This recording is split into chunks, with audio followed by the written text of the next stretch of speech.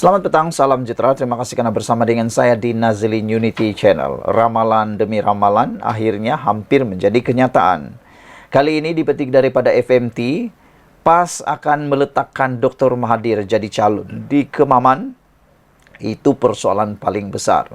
Sebelum saya teruskan ulasan dan juga kutipan daripada berita ini, sila tinggalkan komen Anda. Adakah Mahathir Mohamad masih relevan dalam dunia politik Malaysia? Dan adakah Mahathir Mohamad akan mampu menang kalau mewakili PAS? Karena kalau kita tahu, dalam PRU baru-baru ini, Mahathir bersama dengan sekutunya dalam Parti Pejuang pada waktu itu, semuanya telah kalah teruk termasuk beliau dan anak beliau sendiri, bahkan tidak mendapat uang deposit mereka sekali. Mereka kalah teruk. Tapi adakah Mahathir Mohamad mahu menaikkan semula reputasinya dengan dicalonkan dalam pilihan raya di Kemaman, Terengganu? PAS kini menjadi perhatian. Satu sumber berkata, Dr. Mahathir Mohamad akan lebih mampu membangkitkan masalah yang menjejaskan 4 negeri pimpinan PAS jika beliau berada di Dewan Rakyat. PAS berkemungkinan meletakkan Dr. Mahathir Mohamad sebagai calonnya pada PRK Kemaman, kata sumber rapat bekas Perdana Menteri itu. Ramai netizen menulis kalau Mahathir diletakkan menjadi calon dalam PRK Kemaman, mereka kata itu satu kesilapan paling besar yang akan dibuat oleh PAS. Dan mungkin itulah permulaan kepada kejatuhan PAS, kata mereka. Karena sebelum ini kita ketahui, Tun Mahathir Mohamad, beliau tidak pernah menjadi orang biasa-biasa di dalam mana-mana parti politik atau gabungan. Beliau hanya biasa menjadi bos, menjadi ketua di dalam gabungan tersebut. Lihat saja dalam gabungan Pakatan Harapan ketika bersatu, masih bersama dengan Pakatan Harapan yang diterajui oleh parti bersatu diterajui oleh Mahathir. Dan waktu itulah banyak konflik berlaku dalam Pakatan Harapan, dan ada penganalisis politik mengatakan saat gelap paling gelap dalam Pakatan Harapan ialah apabila parti bersatu bersama dengan parti atau gabungan Pakatan Harapan. Lihat saja kejatuhan kerajaan Pakatan Harapan pada waktu itu kerana adanya parti bersatu yang menarik sokongan terhadap Pakatan Harapan. Akhirnya tumbanglah kerajaan pada waktu itu. Bagaimana pula ini akan boleh berlaku ulang semula? Kalau Mahathir menang dalam di Kemaman nanti, adakah Tun Mahathir hanya akan menuntut jadi orang biasa atau akan mula menjadi orang duri dalam daging atau menjadi bos semata-mata? PAS berkemungkinan meletakkan Dr. Mahathir sebagai calonnya pada PRK Kemaman, kata sumber rapat bekas Perdana Menteri itu. Mahathir baru-baru ini dilantik sebagai penasihat tidak rasmi kepada 4 kerajaan negeri pimpinan PAS. Dan sumber itu memberitahu FMT bahawa kehadirannya di Dewan Rakyat akan membolehkan ahli politik veteran itu membangkitkan isu negeri dengan lebih baik. Ada juga netizen, ada juga penganalisis politik mengatakan bahawa sebenarnya siapa yang pakai siapa, siapa guna siapa, dan siapa yang dipergunakan oleh siapa. Adakah PAS yang mempergunakan Mahathir ataupun Mahathir yang mempergunakan PAS? Sila tinggalkan komen Anda dalam ruangan komen untuk isu tersebut, persoalan tersebut. Sumber itu juga berkata, jika bekas ahli Parlimen Langkawi itu kembali ke Dewan Rakyat, ia akan memberinya peluang untuk berkhidmat sebagai semak dan imbang yang lebih berkesan terhadap kerajaan perpaduan yang telah menjadi pengkritik hebatnya sejak ia mengambil alih Putrajaya November lalu. Pada pendapat saya, Mahathir tidak akan dapat menjalankan tugas sebagai semak dan imbang kerana dikuatiri sejauh mana keupayaan Tun Mahathir Mohamad menghadiri kelas parlimen itu. Kita anggaplah itu sebagai sebuah kelas. Bagaimana Mahathir dapat menghadiri setiap waktu mesyuarat parlimen itu dengan keuzuran tubuh beliau yang sudah lanjut usia? Anda fikirlah sendiri bagaimana dia dapat berdebat, bagaimana dia dapat membentangkan, dan bagaimana Mahathir Mohamad hadir pada waktu itu dalam keadaan tubuh beliau yang semakin tua. Rundingan telah dimulakan dengan pemimpin PAS mengenai pencalonannya, kata sumber itu. Mahathir mempunyai pengaruh besar dalam kalangan pengundi Melayu dan pemimpin akar umbi. Jika menang, dia akan menjadi ahli parlimen tertua yang terpilih atau dipilih, yaitu dengan berusia 98 tahun. Paling penting, mereka mahu meletakkan Dr. Mahathir di parlimen bagi mewakili kepentingan 4 kerajaan negeri. Tidak ada gunanya bercakap di luar dewan, katanya lagi. Menjadi persoalan netizen ialah, kalau begitu, apa gunanya Hamzah Zainuddin? Apa gunanya beliau sebagai ketua pembangkang kalau hanya dapat mengharap kepada Mahathir? Bukankah Hamzah Zainuddin sudah cukup sebagai ketua pembangkang? Selain itu, yang lebih menyedihkan lagi ialah netizen mula mempersoalkan, kalau begitu, apa fungsi Muhyiddin Yassin, kata mereka. Kalau hanya ada Mahathir, barulah dapat mengetengahkan isu-isu tentang perkara tersebut kenegerian itu. Jadi, apalah guna Muhyiddin dan juga Hamzah Zainuddin, soal netizen dan penganalisis. Sumber itu juga berkata PAS akan menang kerana Kemaman adalah kubu kuat PAS. C. Alias Hamid dari PAS memenangi kerusi itu dengan majoriti 27.179 undi dalam pertembungan 4 penjuru. Bagaimanapun, Mahkamah Pilihan Raya Kuala Terengganu membatalkan kemenangan itu bulan lepas selepas mendapati pembayaran bantuan air belia dan air siswa kepada pengundi semasa tempoh berkempen adalah rasuah. Semalam PAS berkata ia tidak akan memfailkan rayuan terhadap keputusan itu, membuka jalan untuk satu lagi PRK Parlimen di negeri itu selepas PRK Kuala Terengganu diadakan pada 12 Ogos yang lepas. Sekian dulu untuk kali ini. Jangan lupa tinggalkan komen anda. Sila tekan butang subscribe. Apa pendapat anda tentang isu kali ini? Menangkah Mahathir dalam pilihan raya di Kemaman kalau dia dicalonkan? Dan sejauh mana Mahathir Mohamad dapat memikul tanggungjawab yang diidam-idamkan oleh PAS tersebut? Kita jumpa lagi. Bye-bye. Selamat petang, salam sejahtera. Terima kasih karena bersama dengan saya di Nazilin Unity Channel. Baru-baru ini kita digemparkan dengan himpunan-himpunan yang berlaku di Kuala Lumpur di Malaysia yang ada kaitannya dengan pembebasan Zahid Hamidi daripada pertuduhan kes di mahkamah. Apabila beliau mendapat DNA, yang paling lantang berjerit, yang paling lantang berdemonstrasi, berhimpun adalah daripada parti pembangkang, yaitu Perikatan Nasional. Namun sedihnya, malangnya, perhimpunan tersebut tidak mendapat sambutan yang menggalakkan. Amat sedikit yang menghadirinya.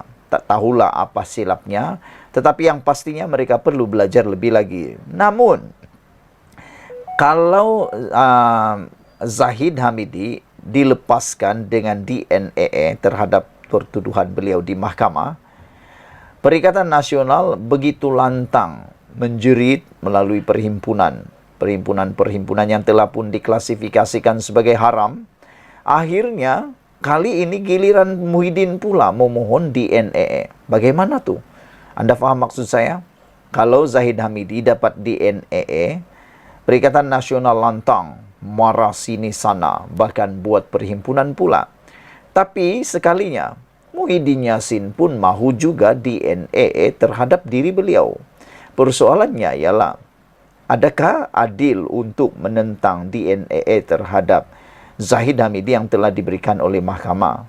Walhal, Muhyiddin Yassin pun mahu juga diberikan DNA. Kalaulah Muhyiddin Yassin ada rezeki dapat pula DNA, apa pula reaksi kepada parti Perikatan Nasional? Dan tentunya apa reaksi daripada parti Barisan Nasional pula? Itu yang menjadi persoalan kita semua. Hari ini disahkan Muhyiddin telah memohon DNA bagi 3 pertuduhan pengubahan wang haram. Setelah berjaya dalam usahanya untuk dibebaskan daripada 4 pertuduhan salah guna kuasa yang dikaitkan dengan program Jana Wibawa, Muhyiddin Yassin kini memfailkan permohonan untuk dilepaskan tanpa dibebaskan DNA daripada baki 3 pertuduhan pengubahan wang haram. Bekas Perdana Menteri itu memfailkan notis permohonan itu di Mahkamah Session Kuala Lumpur pada Isnin minggu ini, dan pasukan peguamnya menyerahkan salinan permohonan itu kepada pihak pendakwaan pada hari yang sama. Timbalan Pendakwa Raya Wan Sahrudin Wan Ladin mengesahkan pihaknya telah menerima salinan permohonan Muhyiddin. Sebelum ini, pasukan peguam Muhyiddin memaklumkan Mahkamah Session bahawa mereka berhasrat memfailkan permohonan untuk menepikan 3 pertuduhan pengubahan wang haram. Pada 15 Ogos lalu, Mahkamah Tinggi Kuala Lumpur membenarkan permohonan Muhyiddin untuk membatalkan 4 pertuduhan salah guna kuasa RM232.5 juta bagi parti itu yang dikaitkan dengan program Jana Wibawa. Hakim Muhammad Jamil Hussein memutuskan bahawa pertuduhan ke atas bekas Perdana Menteri itu adalah cacat, tidak berasas dan kabur, serta tidak selaras dengan kanun tata cara jenayah. Katanya, pertuduhan itu tidak mendedahkan butir-butir yang mencukupi mengenai kesalahan yang didakwa mengikut Akta SPRM 2009. Justru tertuduh tidak dapat menyediakan arahan selanjutnya kepada peguam yang mewakilinya. Mahkamah Tinggi kemudiannya memerintahkan Muhyiddin dilepaskan dan dibebaskan daripada 4 pertuduhan salah guna kuasa itu yang masih belum selesai di Mahkamah Session Kuala Lumpur. Muhyiddin sebagai Perdana Menteri ketika itu didakwa menggunakan kedudukannya untuk suapan berjumlah RM232.5 juta daripada 3 syarikat iaitu Bekari Equity Sdn Berhad, Nepturi Sdn Berhad dan Mamfor Sdn Berhad serta Azman Yusof bagi parti itu. Dia dituduh melakukan perbuatan itu di Pejabat Perdana Menteri di Putrajaya antara 1 Mac 2020 dan 20 Ogos 2021. Selain 4 pertuduhan menggunakan kedudukan untuk suapan, Muhyiddin turut berdepan 2 pertuduhan menerima wang hasil daripada aktiviti haram berjumlah RM195 juta daripada Bekari Equity yang dimasukkan ke dalam akaun CIMB Bank milik Bersatu. Dia didakwa melakukan perbuatan itu di CIMB Bank Cawangan Menara Kuala Lumpur, Jalan Stesen Sentral di Kuala Lumpur antara 25 Februari tahun 2021 dan 16 Julai 2021 serta 8 Februari dan 8 Julai 2021. Ahli Parlimen Pagoh itu juga didakwa di Mahkamah Session Shah Alam pada 13 Mac lepas atas satu lagi pertuduhan menerima wang hasil aktiviti haram berjumlah 5 juta ringgit dan kes itu dipindahkan ke Mahkamah Session di Kuala Lumpur untuk dibicarakan bersama. Sekian dulu untuk kali ini. Jangan lupa tinggalkan komen anda, sila tekan butang subscribe. Malaysia kita punya, kita juga sama-sama cintai Malaysiaku. Bye-bye. Selamat petang, salam sejahtera. Terima kasih kerana bersama dengan saya di Nazilin Unity Channel. Wan Rosdi, Menteri Besar Pahang mengatakan, Perikatan Nasional Fitnah, tiada adun Barisan Nasional akan sertai Perikatan Nasional. Ini satu lagi bahan kempen yang luar biasa. Mula menggunakan kaedah-kaedah fitnah, bohong, provokasi dan sebagainya. Menteri Besar Pahang Wan Rosdi Wan Ismail mendakwa, Adun Barisan Nasional telah menyatakan kesetiaan kepada kerajaan perpaduan pimpinannya di negeri itu dan tidak akan sesekali keluar parti untuk menyertai Perikatan Nasional. Dengan kata lain, kempunanlah Muhyiddin Yassin sekali lagi untuk cuba menjatuhkan, membubarkan ataupun menumbangkan kerajaan Pahang. Saudara-saudara sekalian, sejak Perikatan Nasional menjadi pembangkang, sudah tak boleh dikira lagi, tak boleh dihitung lagi berapa kali mereka menggunakan naratif kononnya kerajaan akan tumbang, kerajaan akan tumbang dan kerajaan akan tumbang. Tapi sampai ke masa kini belum tumbang-tumbang lagi. Bahkan Anwar Ibrahim kata kemarin, macam manapun mereka bising, bagaimanapun mereka melalak, dia tetap akan jadi Perdana Menteri sehingga tahun 2027. Jelas Menteri Besar Pahang itu, dakwaan kononnya 4 adun Barisan Nasional BN itu akan menyertai Perikatan Nasional jika pembangkang menang pilihan raya kecil PRK Dun Pelanggai, tidak lebih daripada fitnah bagi menakutkan rakyat. Saya ada terdengar tu, tetapi tadi adun-adun secara spontan ada yang membuat video dan merakamkan sendiri bahawa mereka tidak akan keluar dan akan terus bersama Barisan Nasional. Ada juga yang buat video secara kelompok lebih kurang 11 orang dan boleh dikatakan seluruh adun dari Barisan Nasional mengatakan akan terus berada dalam kerajaan perpaduan. Katanya ketika berkempen di Telemong dekat Bentong Pahang malam tadi. Semalam, pengerusi Perikatan Nasional Muhyiddin Yassin berkata, dia tidak menolak kemungkinan gabungan itu mampu mengambil alih pentadbiran Pahang jika menang dalam PRK Pelanggai. Muhyiddin membayangkan timbalan Presiden PAS, Tuan Ibrahim Tuan Man, akan menjadi Menteri Besar jika ia berlaku. PRK Pelanggai untuk rakyat bersama kita memberikan isyarat jelas, kata beliau. Ya, kemenangan tak akan mengubah komposisi kerajaan kerana tambah 1 kerusi saja. Ia juga bermakna kurang 4 kerusi sahaja berbanding kerajaan negeri. Mungkin nanti ada YB UMNO sedar kesilapan dan ingin masuk jemaah kita, kata Muhyiddin Yassin. Jika ia berlaku, insyaAllah Tuan Ibrahim bakal menjadi Menteri Besar Pahang, katanya, dalam sesi dialog bersama NGO Melayu di Simpang Durian, daerah negeri di Negeri Sembilan yang bersempadan dengan Pelanggai petang semalam. Sementara itu, Wan Rosdi berkata, pembangkang sengaja mewujudkan cerita supaya pengundi di Dun Pelanggai terpengaruh. Pembangkang mewujud dan mereka cipta supaya menakutkan rakyat dan terpengaruh dengan cakap mereka. Walhal, ini tidak benar sama sekali, kata beliau lagi. Saya dah dapat video dari rakan-rakan Adun Barisan Nasional yang menyatakan mereka akan terus bersama Kerajaan Perpaduan, yang menyatakan akan terus bersama saya sebagai Menteri Besar Pahang, katanya lagi. Sekian dulu untuk kali ini. Jangan lupa tinggalkan komen Anda. Sila tekan butang subscribe.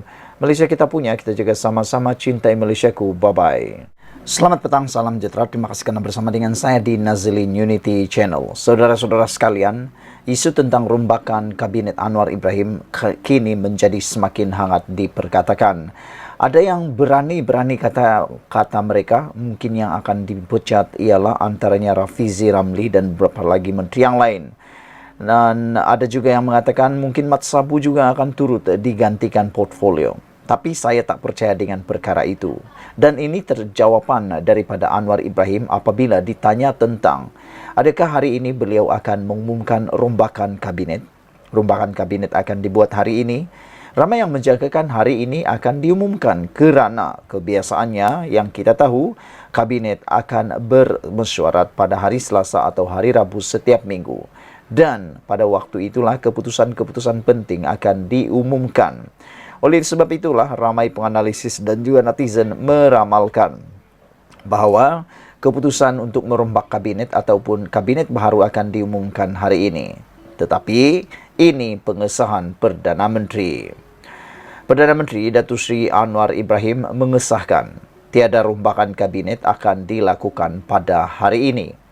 Anwar berkata, beliau yang menghadap yang di Pertuan Agong Al-Sultan Abdullah Riyatuddin Al-Mustafa Bilal Shah pada Selasa juga tiada kaitan dengan rombakan kabinet. Kata Anwar Ibrahim, tadi saya menghadap tuanku untuk bincang mesyuarat mingguan kabinet esok dan tiada kaitan dengan perubahan jemaah menteri.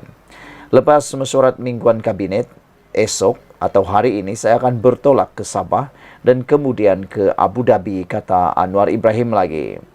Beliau berkata demikian mengenai kemungkinan rombakan kabinet selepas kabar angin berkenaan perkara itu semakin hangat diperkatakan. Saudara-saudara sekalian, pada pendapat saya, rombakan kabinet ini kurang penting berbanding dengan kesibukan Datuk Seri Anwar Ibrahim. Bayangkan saja, mana lagi masanya untuk memikirkan rombakan-rombakan kabinet yang semestinya ditunggu-tunggu juga oleh parti pembangkang untuk menjadi bahan kepada kempen mereka. Kerana Anwar Ibrahim sibuk, beliau perlu ke Sabah dan seterusnya ke Abu Dhabi.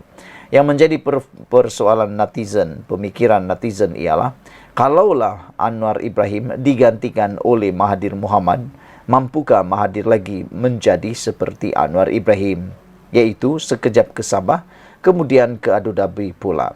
Tapi ramai juga orang yang masih mengharapkan Tun Datuk Mahathir Mohamad menjadi Perdana Menteri sekali lagi, walaupun dalam keadaan fizikal yang sudah tidak mengizinkan lagi kerana sudah terlalu berusia.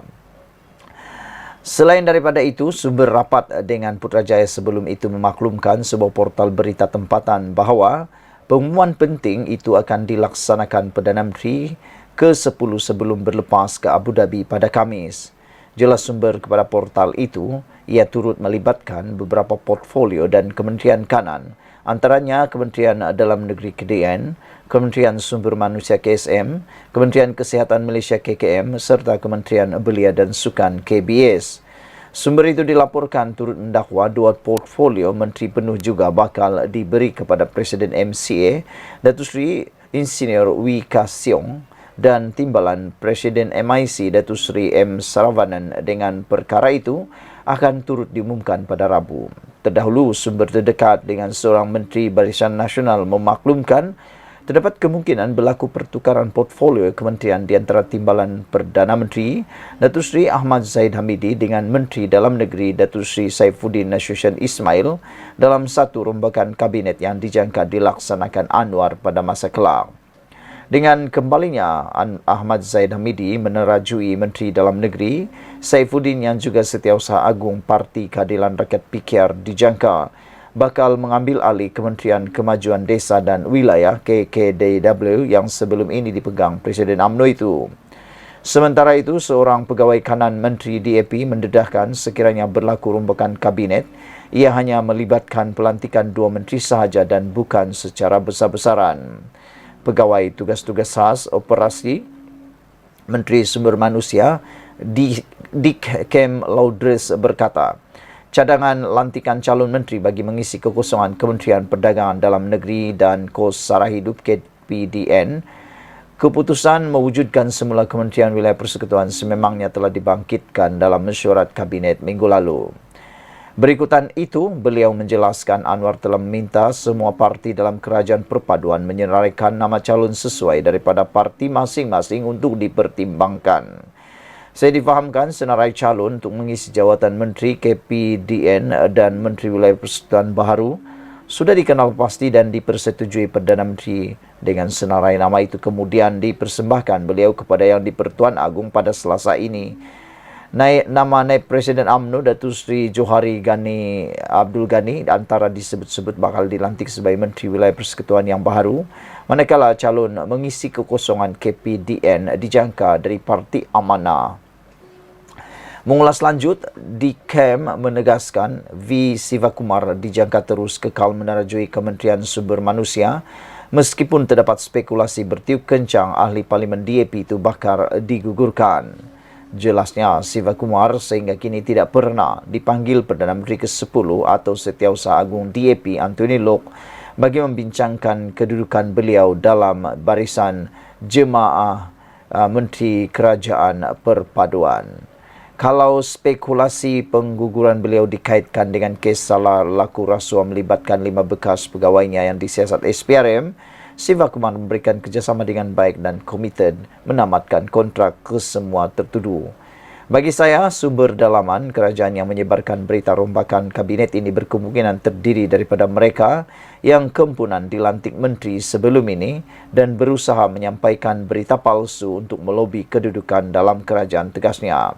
Sementara itu, Setiausaha Politik Menteri Dalam Negeri Johari Kasim menegaskan kedudukan Saifuddin selaku Menteri Dalam Negeri dijangka tidak terjejas meskipun ada pihak menyebarkan dakwaan beliau bakal ditukarkan ke kementerian lain.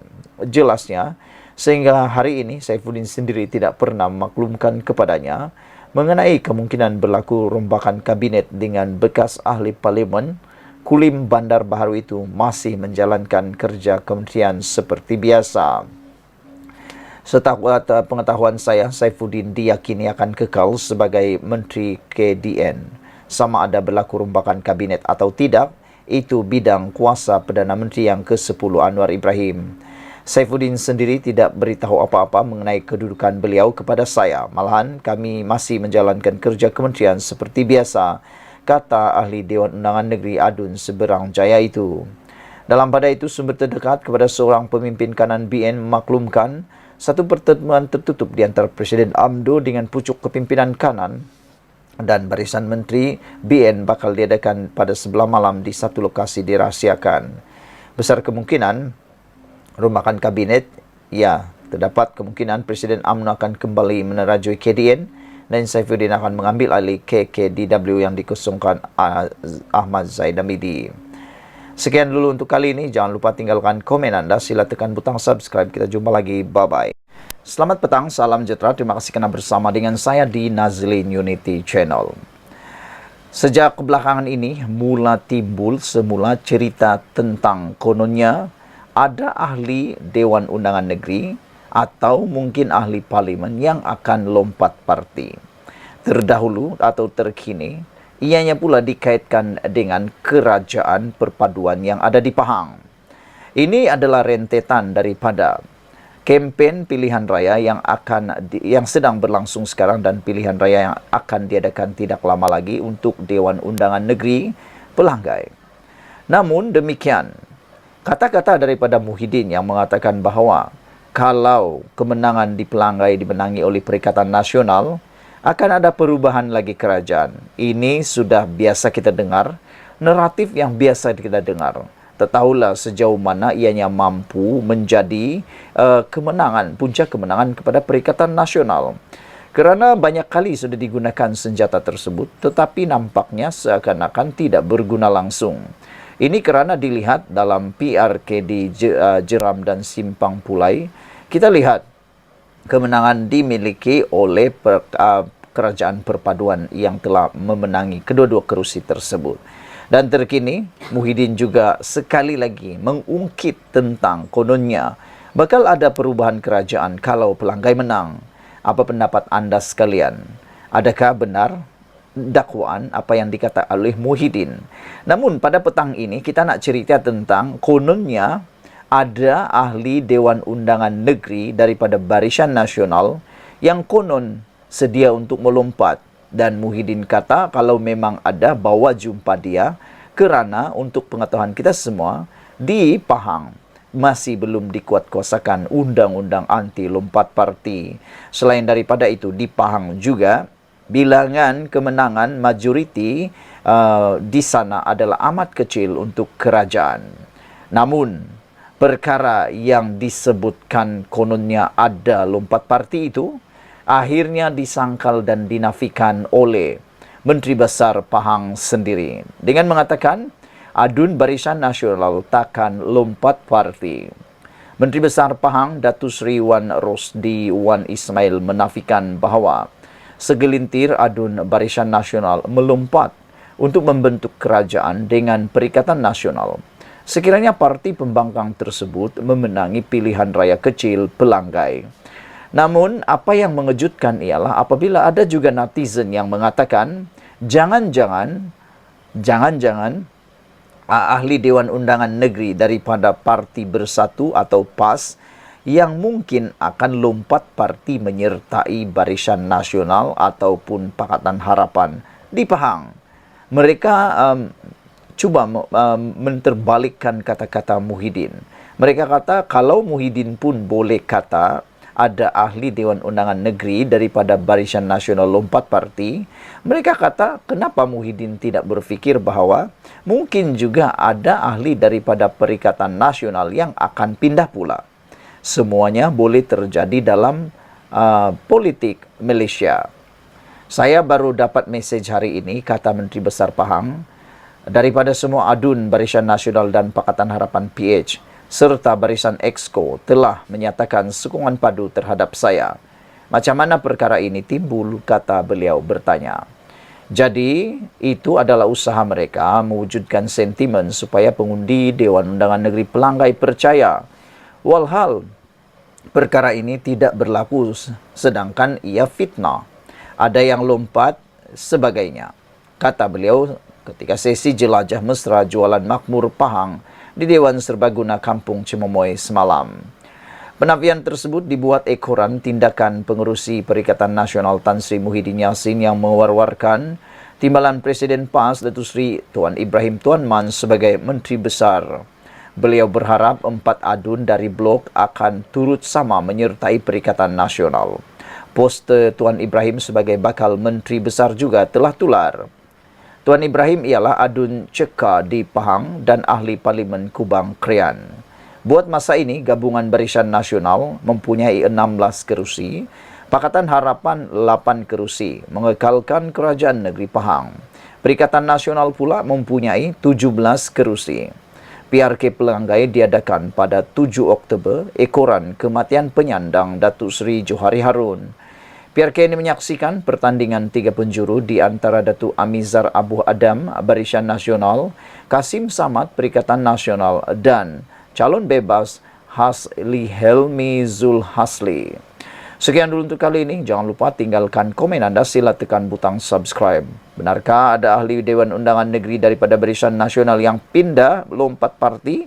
Atau adakah ianya sebenarnya daripada Perikatan Nasional? Jangan-jangan lain yang dicakap, lain pula berlaku. Sekian dulu. Malaysia kita punya, kita jaga sama-sama cintai Malaysiaku. Bye-bye. Selamat petang, salam sejahtera. Terima kasih kerana bersama dengan saya di Nazilin Unity Channel. Ini keputusan terkini dalam mahkamah daripada mahkamah berkaitan dengan kes menghasut Sanusi Maknur. Saudara-saudara sekalian, semasa PRN 6 bulan negeri baru-baru ini, Sanusi telah pun didakwa ataupun telah dibawa ke mahkamah untuk beberapa kes. Yang paling besar sekali ialah membabitkan kes akta hasutan kerana menghina Sultan Selangor dan juga didakwa telah pun mempersoalkan dan menghina juga keputusan yang di-Pertuan Agong. Hari ini keputusan daripada mahkamah turut mengaitkan Sanusi Maknur berkaitan dengan menghasut. Bicara kes Sanusi akan bermula pada 18 Januari tahun 2024. Mahkamah Session Selayang hari ini menetapkan 12 hari bermula 18 Jun tahun depan untuk perbicaraan kes Menteri Besar Kedah Datuk Seri Muhammad Sanusi Maknur yang menghadapi 2 pertuduhan menghasut berhubung isu pelantikan Menteri Besar Selangor dan penubuhan Kerajaan Perpaduan dalam satu ceramah politik pada Julai lepas. Apabila isu ini keluar, netizen mula memberikan komen-komen tertentu. Antaranya mereka kata, Sanusi Maknur adalah antara menteri besar yang paling kerap sekali berkampung di mahkamah kerana begitu banyak kes beliau. Ada kes tuntutan saman, ada juga kes menghasut dan ya, apabila dikumpulkan semua kes-kes tersebut, bolehlah kata beliau boleh berkampung di mahkamah, kata netizen. Hakim Nur Rajiah Madzin menetapkan 18 dan 19 Januari serta 10 hari pada Februari untuk pembicaraan selepas timbalan pendakwa raya. Datuk Masri Muhammad Daud memaklumkan kes itu melibatkan kepentingan awam. Saya mohon kes ini dibicarakan dalam masa terdekat pada Disember tahun ini dan lebih kurang 10 saksi pendakwaan akan dipanggil memberi keterangan, kata Masri. Peguam Awang Armada Jaya Awang Mahmud yang mewakili Muhammad Sanusi berkata, pihaknya mengakui kes anak guamnya adalah kes berprofil tinggi. Namun, pembelaan mohon agar kes tersebut dibicarakan bermula Januari tahun depan. Terdahulu, Masri memberitahu mahkamah bahawa terdapat pindaan berhubung 2 pertuduhan yang dihadapi Muhammad Sanusi dan memohon supaya pertuduhan itu dibacakan dan dibicarakan bersama kerana ia membabitkan kejadian dan saksi yang sama. Pindaan itu membabitkan perubahan pada seksyen pertuduhan kerana sebelum ini Muhammad Sanusi didakwa mengikut seksyen 4 dalam kurungan 1 kurungan E Akta Hasutan 1948, namun dipindah kepada seksyen 4 dalam kurungan 1 kurungan B Akta yang sama. Sementara itu, sebaik pertuduhan pindaan dibacakan kepadanya, Muhammad Sanusi yang bersut biru berkata, faham pertuduhan yang arif, mengaku tidak bersalah. Mengikut kedua-dua pertuduhan pindaan, Ahli Dewan Undangan Negeri Dun Jeneri Kedah itu didakwa telah menyebut perkataan menghasut di Simpang 4 Taman Selayang Mutiara, Kampung Bendahara Gombak dekat sini pada 11 malam 11 Julai lepas. Kedua-dua pertuduhan itu mengikut seksyen 4 dalam kurungan 1 kurungan B Akta Hasutan 1948 yang boleh dihukum mengikut seksyen 4 dalam kurungan 1 Akta sama yang membawa hukuman denda sehingga RM5.000 atau penjara maksimum 3 tahun atau kedua-duanya jika sabit kesalahan. Terdahulu, ketika sebutan kes di hadapan Hakim Mahkamah Session Osman Effendi Muhammad Saleh, Hakim itu membenarkan permohonan pendakwaan agar kes di mahkamahnya dipindahkan di hadapan Hakim Nur Rajia untuk dibicarakan bersama. Ini selepas Masri memaklumkan kepada Hakim Osman Effendi bahawa ungkapan yang didakwa dibuat tertuduh dalam ucapan melibatkan saksi sama. Oleh itu, pihak pendakwaan memohon agar kes di mahkamah ini dapat dipindahkan ke Mahkamah Seksyen 2 Hakim Nur Rajia untuk dibicarakan bersama mengikut Seksyen 165 Kanun Tata Cara Jenayah, kata Masri. Beliau berkata pihak pendakwaan juga telah menyerahkan dokumen antaranya transkrip rakaman ucapan kepada pembelaan hari ini. Awang Armada Jaya berkata pihaknya tidak membantah permohonan itu untuk memindahkan kes. Pada prosiding hari ini, pendakwaan turut dikendalikan Timbalan Pendakwa Raya Abdul Malik Ayub, Nur Aziza Aling dan Nadia Muhammad Izhar, manakala Awang Armada Jaya turut dibantu Peguam Wan Rohimi Wan Daud, Muhammad Tajuddin Abdul Razak dan Datuk Fariz Imran Mustafa. Sekian dulu untuk kali ini. Jangan lupa tinggalkan komen anda. Sila tekan butang subscribe. Malaysia kita punya, kita jaga sama-sama. Cintai Malaysiaku. Bye-bye.